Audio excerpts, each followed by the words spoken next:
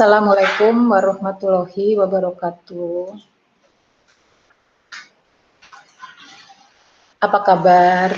Semoga kalian semua baik, sehat, dan tetap semangat.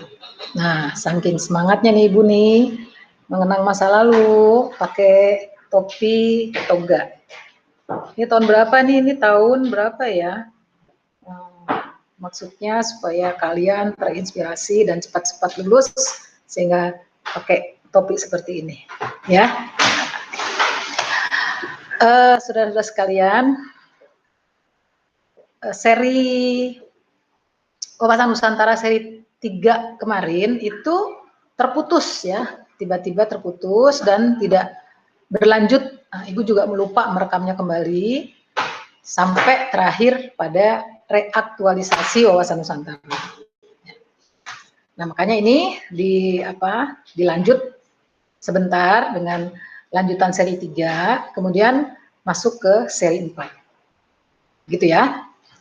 Baik, sekarang Ibu akan mulai presentasi, tapi sebelum mulai, gimana Anda sudah melihat video yang ada di e-learning kan? Nah, gimana kesannya?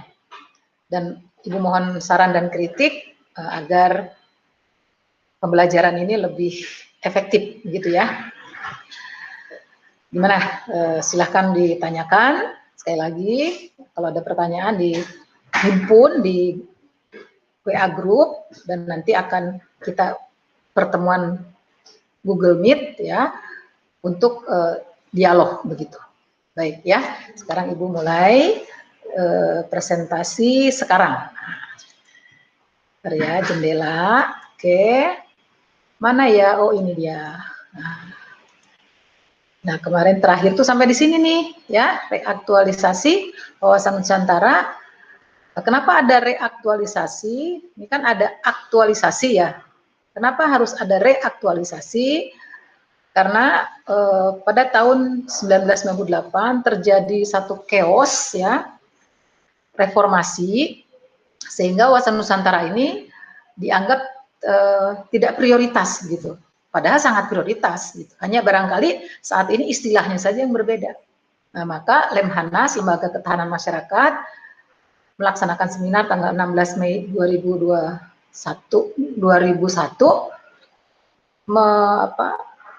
membuat Wawasan Nusantara ini aktual lagi gitu, tren lagi, atau kalau bahasa sekarang tuh viral lagi. Nah, dalam keputusan seminar itu, bagaimana reaktualisasi Wawasan Nusantara? Pertama, Wawasan Nusantara dari segi kehidupan politik, yaitu mengembangkan nasionalisme, ya kan?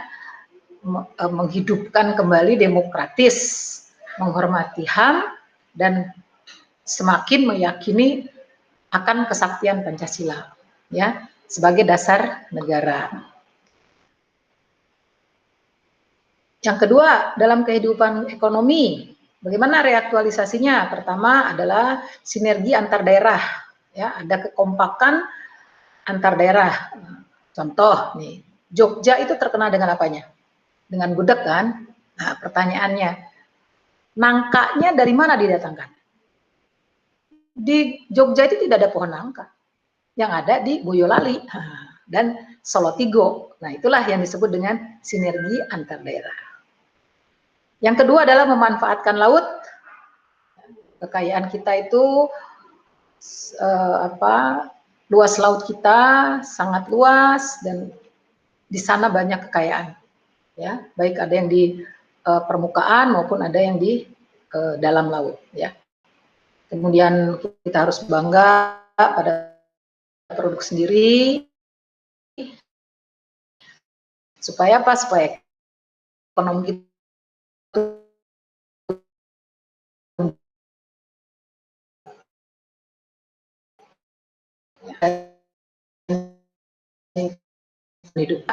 mempersatukan. Misalnya nih, kalau orang Batak budayanya tortor ya, nggak apa-apa kan? Orang Jawa, orang Sunda juga manotor. Untuk apa? Untuk proses persatuan. Kemudian budaya nasional kita kembangkan sebagai jati diri bangsa. Yang kedua, apa jati diri bangsa? Contohnya adalah batik. Yang ketiga, sistem hukum yang mengakar, ya. Baik penegakan hukum maupun sistem hukumnya. Itu dari segi sosial. Kemudian dan air, ya. Kemudian menumbuhkan bela negara demi keselamatan dan kedaulatan negara. Itu apa namanya, dari segi kehidupan kami. Karena sekarang ini bela negara, warga negara itu sangat lemah, ya. Tapi dengan adanya pandemi ini dituntut bela negara dalam bentuk non perang, non militer. Pertama, bela negaranya adalah mematuhi protokol kesehatan, ya, itu adalah bela negara untuk keselamatan negara kita. Baik, Nusantara. Setelah kita belajar Pancasila, setelah belajar wawasan Nusantara, keberhasilannya seperti apa? Nih, mengerti, memahami, menghayati hak dan kewajiban warga negara, serta warga negara sadar bangsa Indonesia yang cinta tanah air berdasarkan Pancasila dan Undang-Undang Dasar 45 dan wawasan Nusantara. Ada lagi? Oh iya, ada. Mengerti, memahami, dan menghayati bahwa di dalam menyelenggarakan kehidupannya, negara memerlukan konsepsi wawasan Nusantara, sehingga sadar sebagai warga negara yang memiliki wawasan Nusantara guna mencapai cita-cita dan tujuan nasional. Nah, gitu ya. Nah, jadi setelah Anda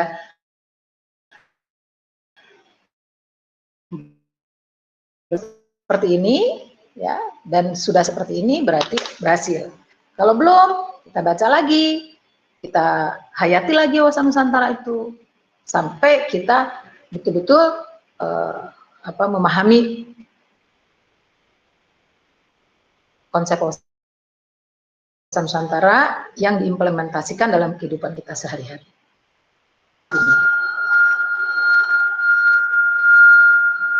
Nah, ketika kita akan mengimplementasikan wawasan Nusantara, itu ada problematik, ada hal-hal yang mengganggu implementasi Pancasila itu. Ya. Jadi caranya gimana supaya hal itu tidak terjadi? Pertama, yaitu dengan sosialisasi wawasan Nusantara. Jadi kita tekankan kepada seluruh bangsa Indonesia bahwa wawasan Nusantara ini penting. Ya, cara sosialisasi seperti apa? Satu, caranya adalah langsung dan tidak langsung. Langsung melalui kuliah, tak langsung melalui kegiatan-kegiatan yang bersifat nasionalisme.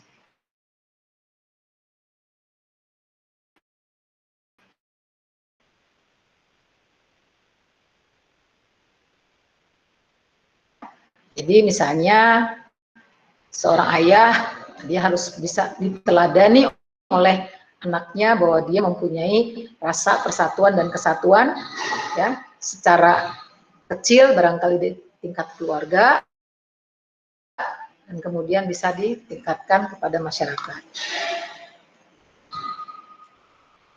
Oke, lanjut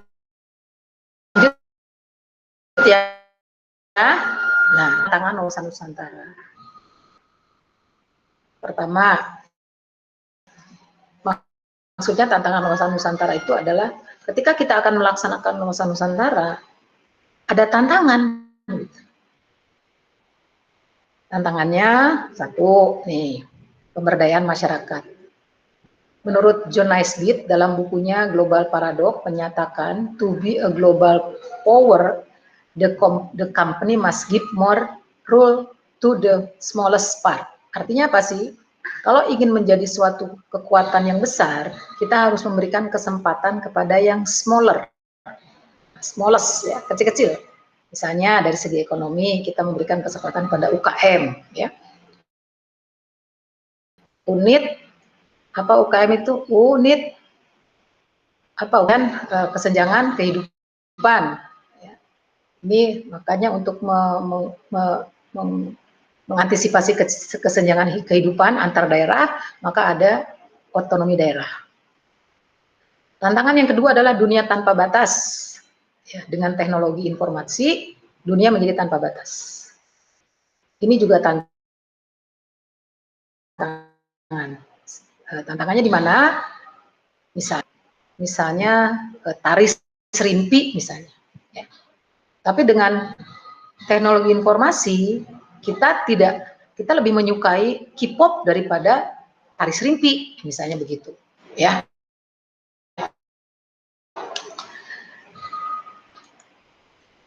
Yang ketiga, era baru kapitalisme.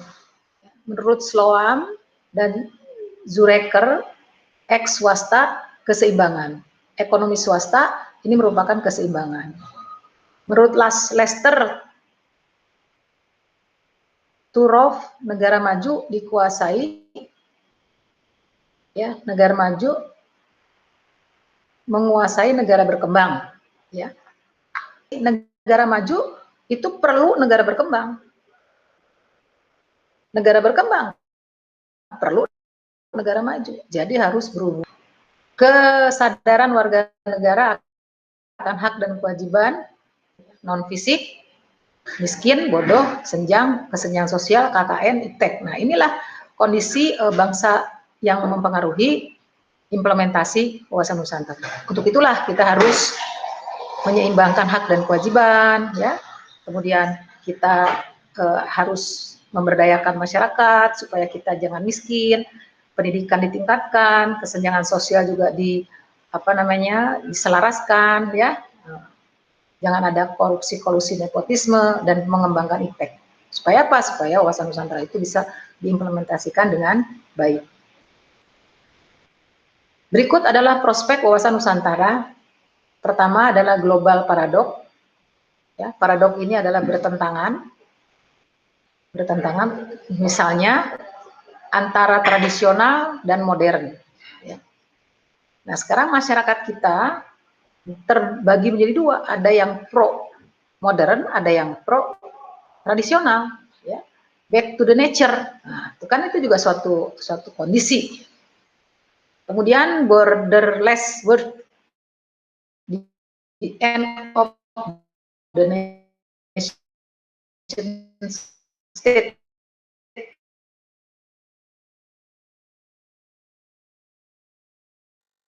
Saja, tapi juga warga dunia. Kemudian yang ketiga, Lester Turov dalam bukunya The Future of Capitalism, ada kapitalisme baru, yaitu kapitalisme baru, ya, keseimbangan individu, masyarakat, negara maju, dan negara berkembang. Jadi agar tidak terjadi kapitalisme baru ini, ya ini perlu ada keseimbangan individu, masyarakat, negara maju, dan negara berkembang. Apalagi nih, nah ini juga sama tadi, ya, masih kaitannya dengan dengan prospek wawasan Nusantara. Yang keempat, Hazel Anderson dalam bukunya Building Windward, ya, mengatakan bahwa masyarakat dunia yang bekerja sama memanfaatkan IPTEK dan pembangunan yang demokratis, ya. Karena sekarang ini kita tidak bisa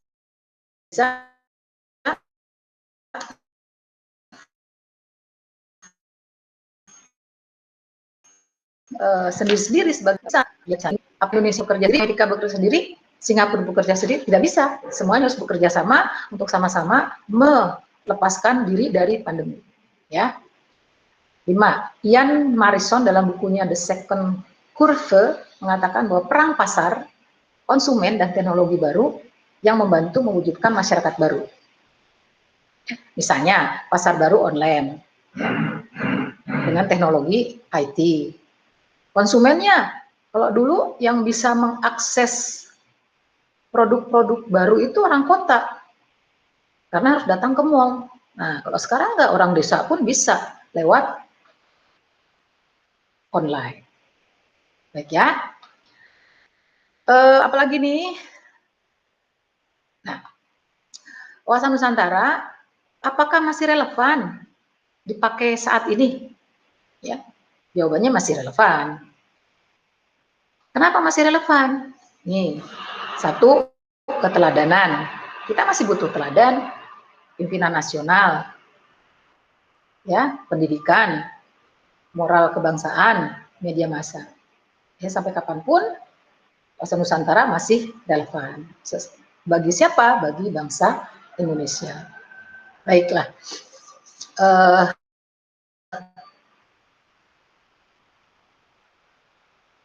Ini lanjutan 3 ya, dan seri 3 tentang Nusantara dalam aspek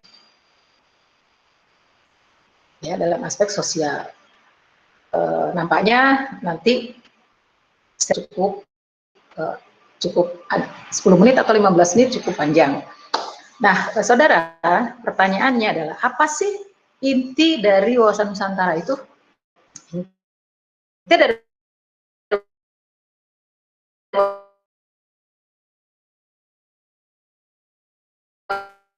wawasan Nusantara. Sedangkan kesatuan itu merujuk kepada wilayahnya. Satu, dari kata satu mendapatkan kesatuan. Contoh, ini kita punya 5. Kalau jari-jari ini adalah kesatuan tangan, ada jari 5. Kemudian di antara jari ini ada kerjasama, maka tangan itu bermanfaat, berfungsi dengan baik. Tapi kalau jari ini tidak bekerja sama, begini terus, maka jari itu tangan ini tidak akan bermanfaat. Begitu, ya. Contoh lain, ini kalau jari ini kita hitung secara matematik, ada 5 jari, maka fungsinya tuh 20%, 20%, 20%. Jadi 100%, ya. Umpama secara matematik jari jempol ini sakit, maka produktivitas tangan ini 80%. Karena dikurangi 20% kan. Tapi kenyataannya gimana? Kenyataannya fungsinya berkurang lebih dari 20%. Nah, makanya jika satu terkena, yang lain pun ikut terkena. Ya, jadi kita harus kompak, juga harus bersatu dalam menangani suatu masalah. Contohnya adalah menangani masalah pandemi. Baik, saudara-saudara, episode sambungan ya ini ya, sambungan ketiga. Jadi sambungan ya, sambungan yang ketiga. Saya cukupkan sekian. Mudah-mudahan Anda tetap semangat ya, jangan sampai kendor ya. Dan ingat pesan Ibu, protokol kesehatan supaya kita sehat semua, segera lepas dari pandemi dan kita hidup bahagia. Sekian dulu. Assalamualaikum warahmatullahi wabarakatuh.